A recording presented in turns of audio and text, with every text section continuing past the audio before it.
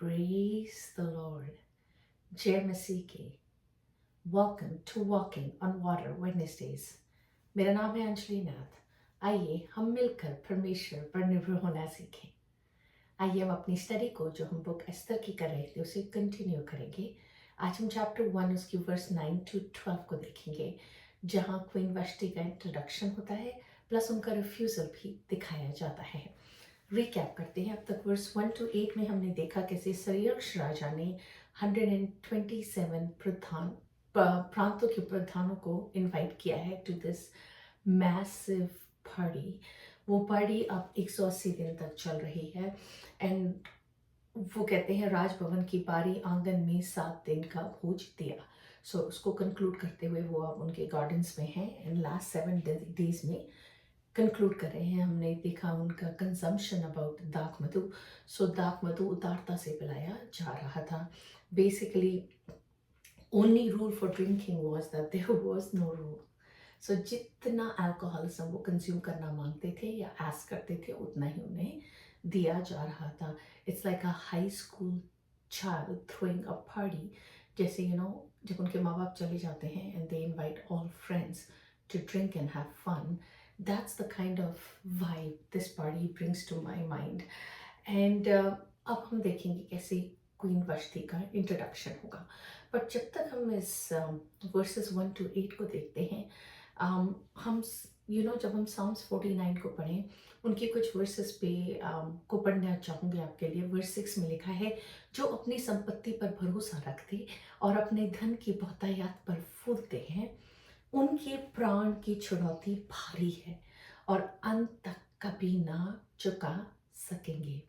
Verse 16 to 20 में लिखा है, जब कोई धनी हो जाए और उसके घर का वैभव बढ़ जाए तब तो भय ना खाना, क्योंकि वह मर कर कुछ भी साथ ना ले जाएगा, ना उसका वैभव उसके साथ कब्र में जाएगा, चाहे वह जीते जी अपने आप को धन्य कहता रहे। तब तू अपनी भलाई करता है जब तू अपनी भलाई करता है तब वह लोग तेरी प्रशंसा करते हैं, तभी वह अपने पुरखाओं के समाज में मिलाया जाएगा। वह हम भलाई करते ही जाते हैं जो कभी उजियाला ना देखेंगे। मनुष्य चाहे प्रतिष्ठित भी हो परंतु यदि वे समझ नहीं रखते तो वे पशुओं के समान हैं जो मिटते हैं। So it's not showing a good thing कि कैसे सरियक्ष राजा जिस पाथ पे जा रहे हैं वो अच्छा है। बट जैसे मैंने बताया था कि एस्थर में there's a reversal of destiny। And में हम देखेंगे कैसे मोर्डेकाई को ग्लोरीफाई किया जाएगा। यहाँ पर ये लोग सरियक्ष राजा के विषय बता रहे हैं कि उनका महल कैसा दिखता है, उनकी पार्टी कितनी एक्स्ट्रावेगेंट है। But at the end we will see how this is all gonna change.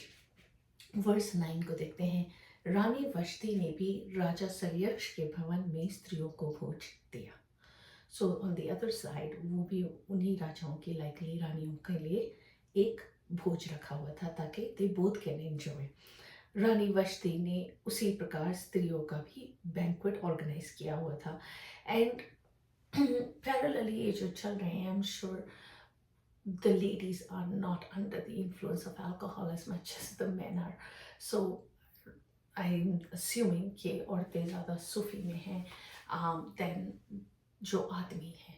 So अब हम देखेंगे कैसे उनको इनविटेशन भेजा जाता है एंड देन वो कैसे उस इनविटेशन को रिफ्यूज करते हैं।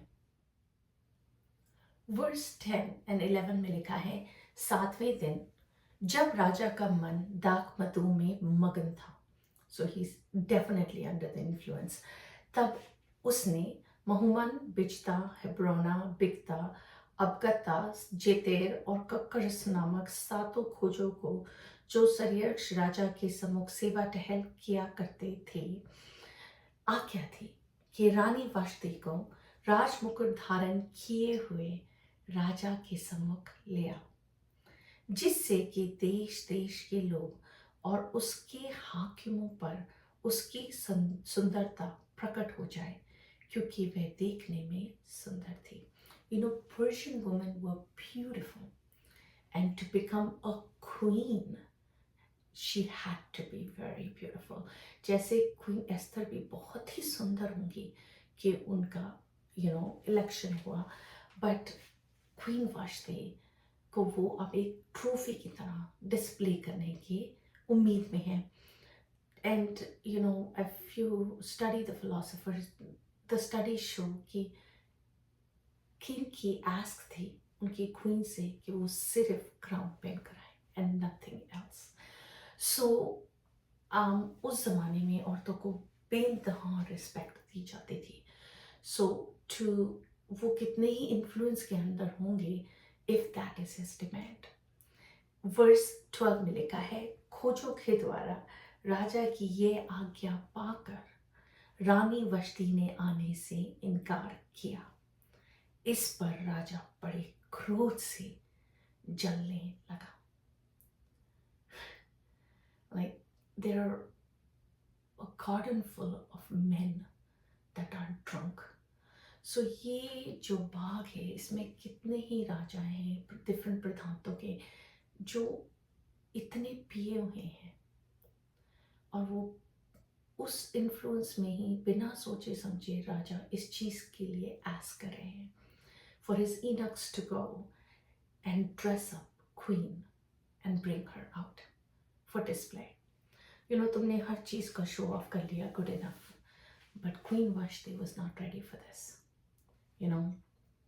And उस समय में जब आप अपने किंग की कमांड को रिफ्यूज करते थे ना, meant a lot. Let alone एक औरत रिफ्यूज कर रही हो या एक बीवी रिफ्यूज कर रही हो. जब मैंने ये वर्सेस पढ़ी, I was forced to think about the characteristics of Queen Vashti.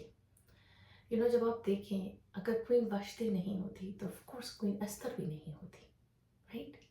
और अगर वो रिफ्यूज नहीं करती तो क्वीन एस्थर के लिए प्लेटफॉर्म भी क्रिएट नहीं होता. सो कभी कभी हमारे जीवन में कोई चीज़ें, कोई इंसिडेंट्स घटते हैं जिसके लिए परमेश्वर उस प्लेटफॉर्म को तैयार कर रहे होते हैं. That was like the one biggest thing that came to me. But at the same time, अगर हम कैरेक्टरिस्टिक्स देखें क्वीन वाशती के, इट्स वेरी क्लियरली शोन कि वो एक रॉयल रिजेक्शन कर रहे हैं, एक शाही इनकार.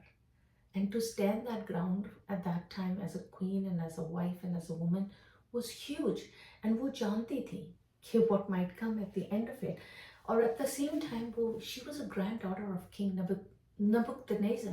So she wasn't a nobody, right? She came from a royal family as well. So she had self-respect. That is very clear. She wasn't going to do with what she couldn't make peace with. She was a strong-willed woman. वो दृढ़ इच्छा वाली एक स्त्री थी that said no. You can ask me to do, and I'm sure over the course of these years, जब उनकी she's been together with the king, she's pretty well lost her respect for her husband. So सर्यक्ष राजा के behaviour को देखकर अब तक शायद वो उनको उतना रिस्पेक्ट भी नहीं करती होंगी एज अ हस्बैंड और एज अ किंग. बट वो फ्लो अलोंग कर रही थी. बट व्हेन इट केम कि उनसे इस तरह की आस्क करी जाए, she drew a line, she drew a boundary, and she goes, no, I am not gonna do that because I have self-respect. And as women of God, we too have self-respect. When we are asked to do things that we cannot make peace with, चाहे वो ask फिर किसी से क्यों ना आए, अगर वो परमेश्वर को नहीं भाती, तो we have the right to say no. She was not willing to be sold as a victory sale, just because उनका किंगडम या वो ग्रीस को इन्वेड कर पाए, वो अपने आप को बेचने को तैयार नहीं थी. She was too beautiful to be made feel small, and she was too big of a person herself and she was groomed. क्योंकि वो रॉयल फैमिली से आई थी, she knew that she was someone before she married this king, you know. वो शुरू से ही एक princess के रूप में बड़ी हुई थी. And that's where she draws a line. And ऐसा नहीं था कि उनको उसका आउटकम नहीं दिखा था. I'm sure she saw it before she said that no. But उन्होंने जब pros and cons अपने मन में calculate करे, she said it's worth it. And हम आगे स्टोरी में देखेंगे how that is gonna play for her. But I am thrilled to know कि उस ज़माने में भी people stood or they took a stand. You know, there will be a time जब Queen Esther भी stand लेंगी. And as women of God, we are also to draw boundaries. We're also to secure our peace. You know, जब हमें लगता है कि हम इस पार जाएंगे या उन लोगों से इंटरेक्ट करेंगे जिनसे बात करने के बाद, जिनके साथ समय बिताने के बाद आपकी पीस मेंटेन नहीं हो पाती, because they make you feel small, they talk things that are not worth dwelling on, then the Bible teaches us to draw boundaries. And it's very important to surround us with people that encourage us to be joyful, जिससे you know हमारा उत्साह बढ़े, हमारा प्रेम बढ़े, and हम अच्छे फलों में पाए जाएं than bitterness and anger. So it's very clear the Bible teaches us to say no to things that we need to say no to. And इस conclusion में आइए हम प्रार्थना में ही चलते हैं. इस रीति to become those people that God has called us to become. And to draw those boundaries God is asking us to draw around us. And be like-minded people. And be able to hear from the Holy Spirit to say no to things that we don't need to. And how beautifully जो हम आज में गुजर रहे हैं, अगर वो आज हमारा टफ है तो हम आगे देखने पाए कि परमेश्वर किस चीज़ के लिए स्टेज सेटअप कर रहे हैं. आइए हम प्रार्थना में ही चलते हैं. परमेश्वर, हम आपका धन्यवाद करते हैं. दयालु पराक्रमी परमेश्वर, आप महान हैं, स्वशक्तिमान हैं, राजाओं के राजा और प्रभु के प्रभु हैं. Nothing is too difficult for thee. परमेश्वर, आप हमें वो स्त्रियां बनाए, वो औरतें बनाए खुदावंदा, जो अपने घर के लिए, अपने परिवार के लिए, अपने लोगों के लिए, अपनी चर्च के लिए, अपनी देश के लिए खुदावंद खड़ी हो सकें. और खुदावंद जैसे देशों की अपनी बाउंड्रीज होती हैं खुदावंद, हम भी हमारे इर्द गिर्द वो बाउंड्रीज खुदावंद क्रिएट कर सकें, ताकि हम सेफ गार्ड कर सकें अपने लोगों को, अपनी कलीसियाओं को खुदावंद. हमें वो लोग बना प्रभु जी, जो जैसे आप हमें काटते और छांटते हैं खुदावंद, हम भी अपने जीवनों में काट के और छांट के जी सकें खुदावंद. And be surrounded with people खुदावंद, जो हमारे जीवनों में खुदावंद आत्मा के फलों को उभरने दे सकते हैं खुदावंद. आप महान हैं, आप सर्वशक्तिमान हैं, आप ही राजाओं के राजा और प्रभु के प्रभु हैं. तो आप ही को तमाम आदर मिले, तमाम महिमा मिले, तमाम इज्जत और जलाल मिले. हर चीज़ में, हर बात में आपको धन्यवाद देते हुए राजा यीशु आप ही के मीठे चलाए नाम में मांगती हूँ, सुन और दया से ग्रहण करें. आमीन. God bless you. Stay blessed.